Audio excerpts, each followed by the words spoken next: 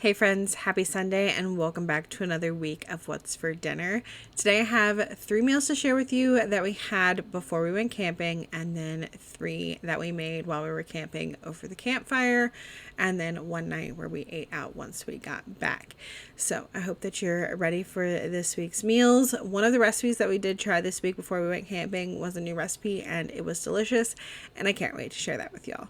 Now let's go ahead and get into this week's What's for Dinner.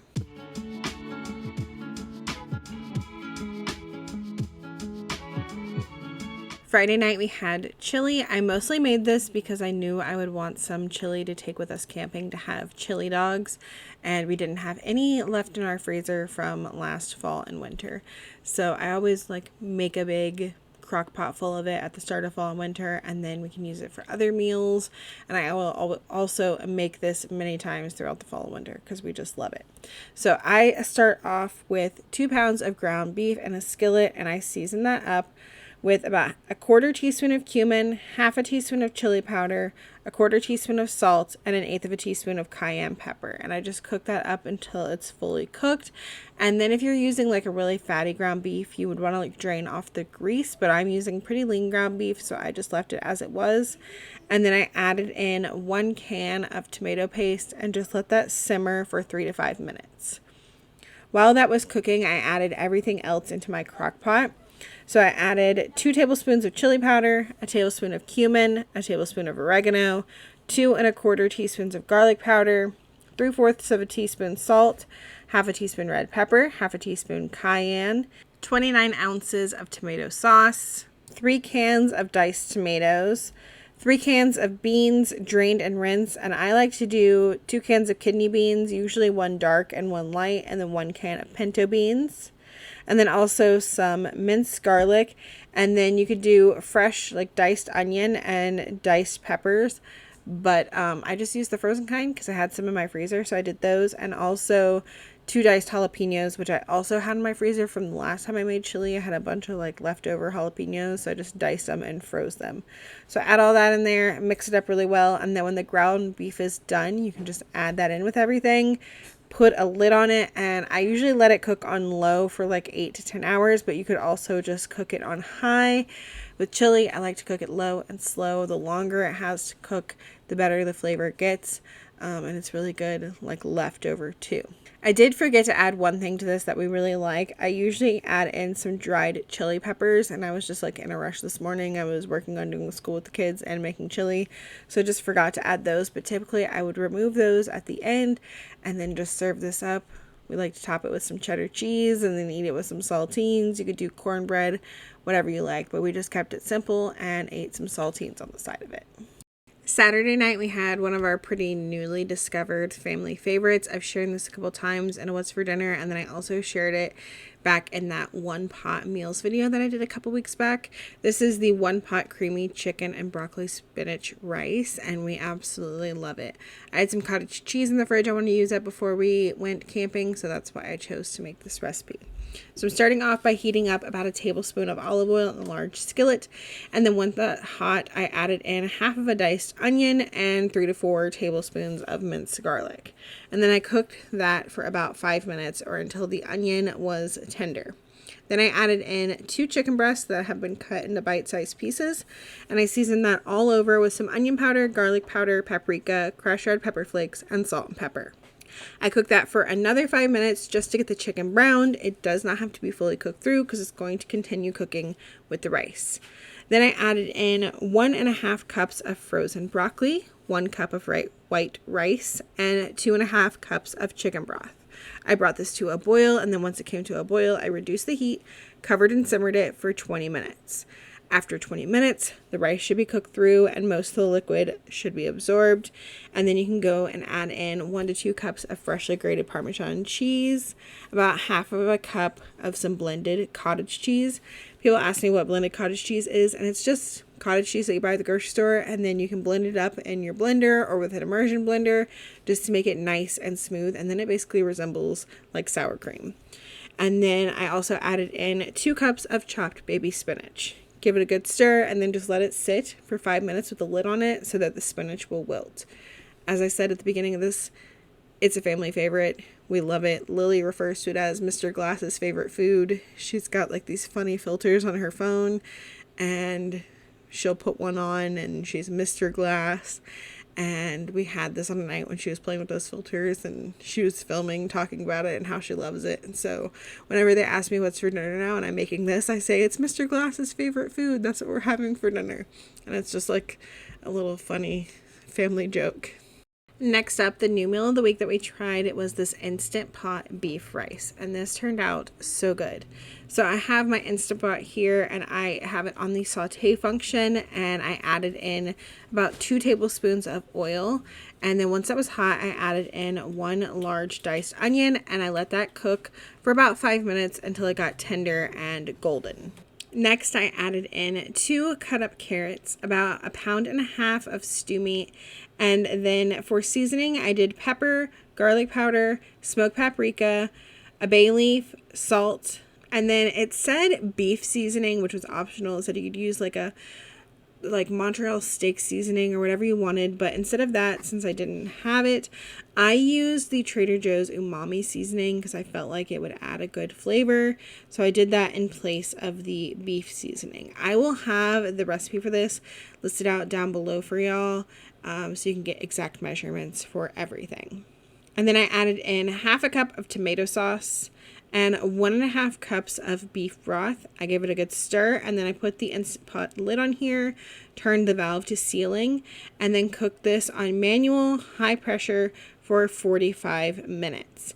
And then once this was done, I did a quick release to get out all of the steam. And then I went in and I removed that bay leaf that I put in there and sprinkled on 1.5 cups of rice. And then you just want to like spread it out evenly. You don't want to stir it, but you do want to make sure like it's submerged in the liquid. And then I put a lid on this. The recipe called for like 1/2 head of garlic like put in here. I just left that out because I didn't feel like dealing with the whole head of garlic and putting that in here and then taking it out. So I just left that part out, and it still had a lot of flavor. And then the other thing that I changed was that I only cooked the rice portion of this for 10 minutes. The recipe called for 15 minutes and then let it do a natural release. But I always cook my rice for like 5 minutes and it turns out perfect. So I like met them in the middle and did 10 minutes and it came out great. It was perfectly cooked. Let it do a natural release. It took like 15 to 20 minutes and then you could just stir it all together, and this was delicious. Like, I will definitely be making it again. It was so flavorful and everyone loved it. Monday night was our first night camping, and we always like to do easy meals on that first night. So I had the leftover chili from Friday night. We just heated that up over the fire, and then we had some hot dogs we cooked on the little grate, and then some corn on the cob. I wrapped it up in aluminum foil, put some butter and seasoning in there, cooked that over the fire as well, and then we just had some chips on the side.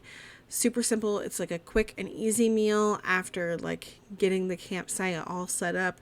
You're gonna be hungry, but you don't necessarily want to be like cooking all kinds of things or like things that take a long time. So we all assembled our stuff differently. Andy and I actually ate chili dogs. The kids ate their chili on the side. Both of them dipped their hot dogs in the chili and basically used the chili as a condiment. But that was our dinner for our first night of camping. Tuesday night we did chicken tacos. So I like to prep as much as I can at home for our dinner. So I had this chili lime seasoning in the cabinet, and I decided to put that on some cut up pieces of chicken, and I also drizzled it with some olive oil, got that all marinated in there, and then I threw this in the freezer until we went camping. So we wanted to warm up our tortillas, so I just took some flour tortillas, laid them on some aluminum foil, and wrapped them up so that we could heat that up over the campfire. And then I had also prepped my vegetables at home. So we're putting the chicken on skewers with some mini sweet peppers, some grape tomatoes, and some onion. The peppers and onions I had already cut up at home and just had them in Ziploc bags, which made assembling dinner really easy. And I just put all of that on skewers for us to cook over the fire. We did something similar to this last year, but we didn't eat it as tacos. But because I used that chili lime seasoning, I thought it would be good as tacos. So we still cooked it on skewers, but then we were able to just like take it off and assemble our tacos.